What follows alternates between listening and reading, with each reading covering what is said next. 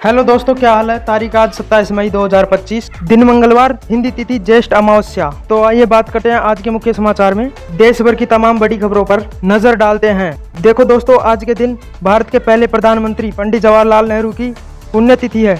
इन्हें आधुनिक भारत का निर्माता भी कहा जाता है। आज ही के दिन पहले प्रधानमंत्री पंडित नेहरू जी का निधन हुआ था 27 मई 1964 को। और नेहरू जी के नाम आज भी सबसे लंबे समय तक भारत का प्रधानमंत्री रहने का रिकॉर्ड है। 16 साल 9 महीने और 12 दिन तक ये भारत के पीएम रहे। चलिए नेहरू जी को नमन करते हुए आगे बढ़ते हैं अपन खबरों में। देखिए, पहली खबर ईपीएफओ खाताधारकों के लिए अच्छी खबर है।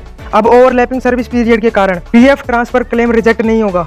ईपीएफओ की तरफ से इस संबंध में कुछ नए नियम लागू किए गए हैं। तो देश के 7 करोड़ से भी ज्यादा ईपीएफओ सदस्यों को सरकार ने यह बड़ी राहत दी है। अब पीएफ से पैसे निकालने या ट्रांसफर करने में किसी प्रकार की अड़चन नहीं आएगी, कोई गड़बड़ी नहीं होगी। ये देख सकते हैं आप इस नियम को लेकर ईपीएफओ ने क्या क्या बातें कही है। कंपनी यानी नियोक्ता को लेकर भी इसमें कुछ दिशा निर्देश जारी किए गए हैं। ओवरलैपिंग सर्विस पीरियड क्या होता है? तो किसी कर्मचारी की जॉब से फ्री होने की तारीख और नए संस्थान में शामिल होने की तारीख आपस में मेल खा जाए या फिर एक दूसरे को काटती हुई नजर आए तो इस टाइम पीरियड को ओवरलैपिंग सर्विस पीरियड कहा जाता है। अच्छा, यूपीआई यूजर्स के लिए भी एक बड़ी अच्छी खबर आ रही है। गूगल पे, फोन पे, पेटीएम, वीमैप इनका इस्तेमाल करने वाले लोगों को अब अपने खाते का बैलेंस चेक करने, ऑटो पे और ट्रांजैक्शन स्टेटस चेक करने पर भी लिमिट लगेगी।